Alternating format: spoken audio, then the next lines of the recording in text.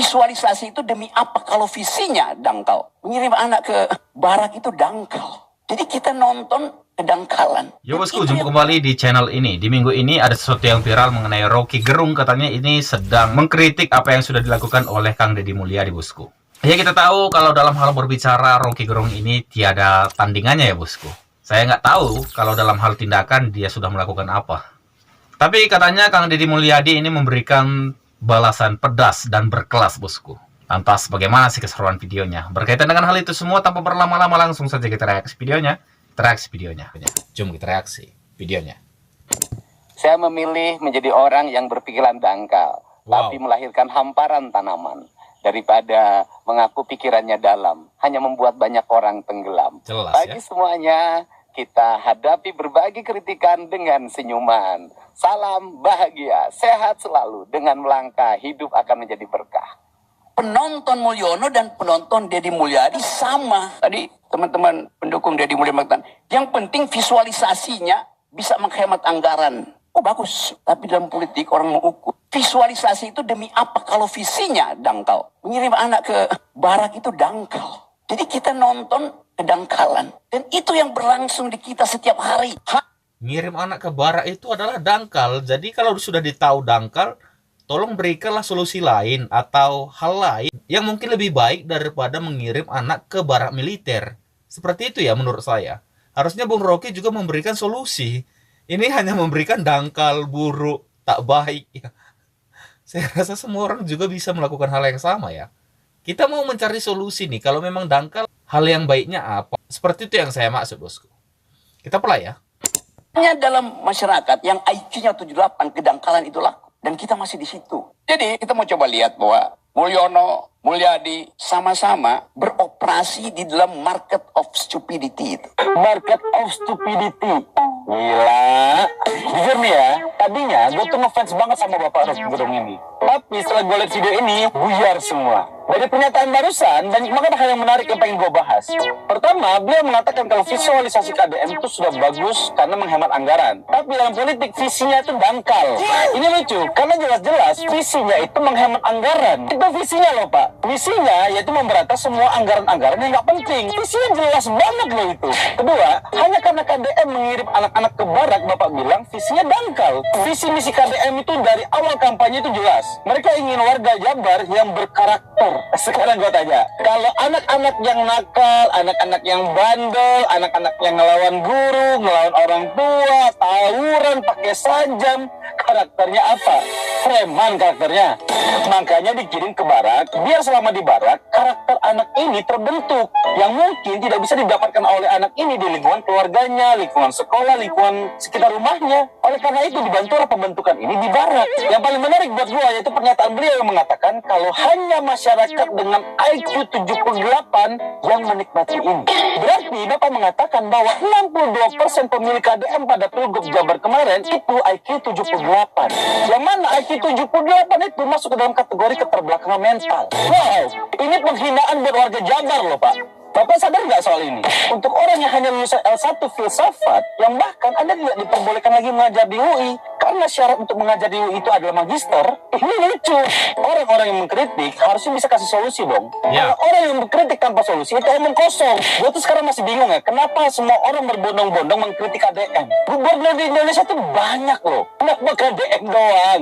Apa karena pergerakan KDM ini terlalu bagus, sehingga orang-orang yang punya kepentingan di masa depan, itu takut untuk bertarung dengan KDM? Sehingga framingnya tuh dari sekarang gitu loh. Oh iya, Anda ini kan pernah bangun partai ya 2011 ya. Partai Serikat Rakyat Indonesia.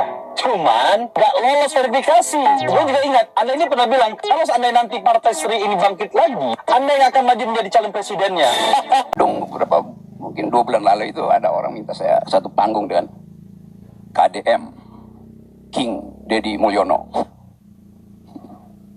Jadi kemudian Kang Deddy bilang belum bisa karena lagi menstabilkan administrasi. Saya bilang, oh serah-serah, tapi bukan saya minta, saya diundang itu.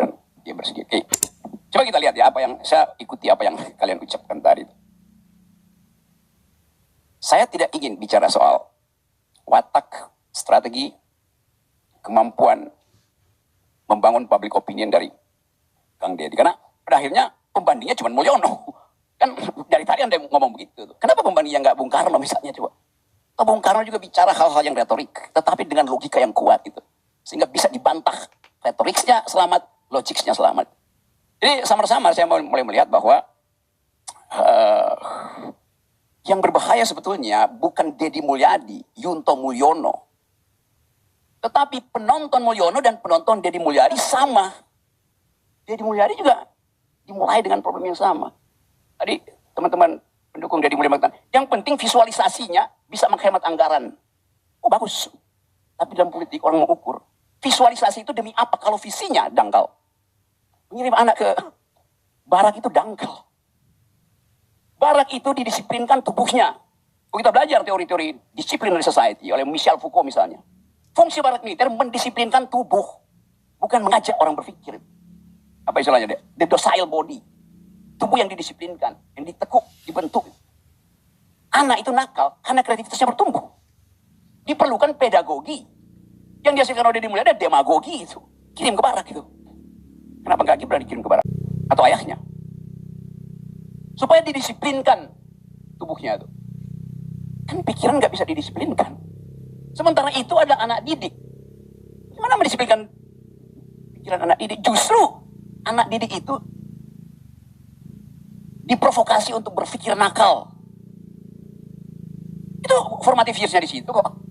Pikiran kita itu dibentuk di dalam usia 5, 7, sampai 13 tahun. Di situ kenakalan itu, fungsinya kreatif.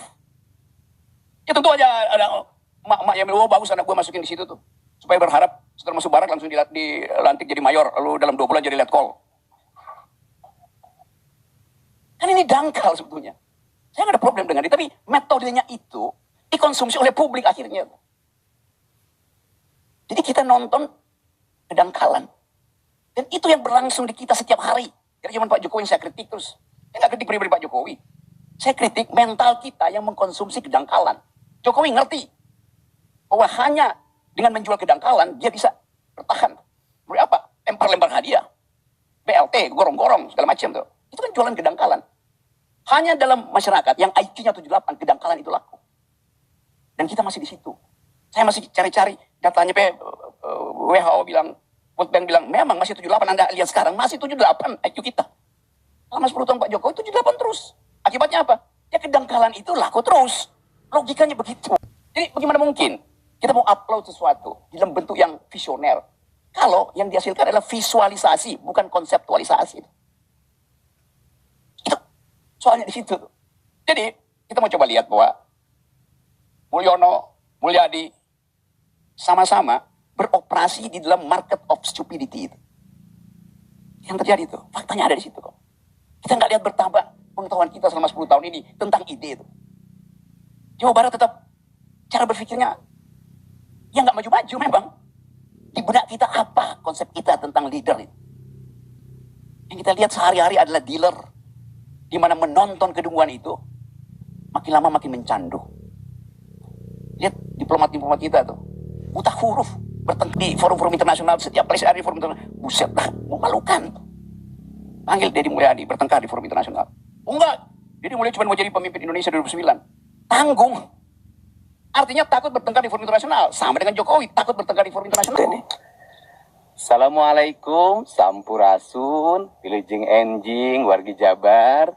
Semoga pagi hari ini dalam keadaan sehat, bahagia, dan untuk seluruh orang tua yang hari ini bisa kembali bersama anak-anaknya setelah hampir 2 pekan terpisah. Semoga anak-anak yang sekarang kembali ke pangkuan ibu dan ayahnya semakin tumbuh dengan kultur dan karakter yang baru. Sayangi mereka penuh dengan cinta, jangan pernah menyanyiakan mereka. Karena setiap anak berhak atas masa depannya.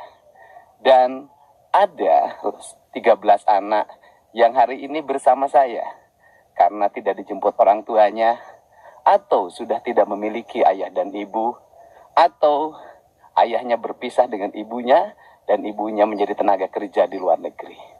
Tentunya ini adalah sebuah langkah awal untuk membangun sebuah peradaban baru, peradaban tanah Sunda, tanah yang sangat kita cintai, tanah yang dititipkan oleh leluhur Siliwangi. Awal tidak akan pernah ada sempurna, pasti ada kurangnya. Tetapi memulai jauh lebih baik dibanding kita hanya bermimpi dengan wacana dan kajian akademis yang tidak pernah berakhir. Jelas ya. Untuk itu saya mohon maaf atas berbagai kekurangan yang kami miliki. Dan seluruh kekurangan itu akan terus kami sempurnakan. Tak ada kesempurnaan dalam sebuah kegiatan. Tetapi kesempurnaan itu akan hanya lahir dengan kita mau bekerja dan terus mau memperbaiki diri. Sebuah kesalahan jauh lebih baik dibanding tidak pernah berbuat apa-apa. Wow. Semoga kinerja yang dilakukan untuk mendidik anak-anak bangsa adalah kinerja cinta, kinerja ketulusan yang keluar dari hati. Karena kegiatan yang dibangun dengan rasa, maka akan melahirkan cinta. Cinta akan melahirkan spirit bagi nasionalisme bangsa. Terima kasih pada jajaran TNI, kepada Panglima TNI, Kepala Staf Angkatan Darat, Pangdam 3 Siliwangi, dan Rindam 3 Siliwangi, dan seluruh para pelatih yang telah berusaha untuk memberikan cinta pada anak-anak Jawa Barat. Mari terus melangkah, mari terus berbuat. Indonesia butuh karya nyata, bukan sekedar kata-kata. Dan demikianlah video reaksi kita hari ini, bosku. Jadi saya simpel-simpel saja ya. Saya tidak bisa membuat kata-kata yang sangat begitu terdengar. Wow, bosku. Yang jelas ya, saya melihat mana pemimpin yang kerja nyata dan mana orang yang memang hidup dari kata-kata, bosku. Kalau tidak membuat kata-kata yang sangat sulit dimengerti juga ya, atau mungkin karena memang EQ saya tidak sampai ya. Tapi mengenai video reaksi kita hari ini, bagaimana ini menurut tanggapan para bos semua mengenai video reaksi kita hari ini? Jangan ragu, jangan sungkan, tinggalkan pendapat para bos semua di kolom komentar di bawah video ini. Lebih baik karya nyata daripada karya kata. Sampai jumpa lagi di video berikutnya.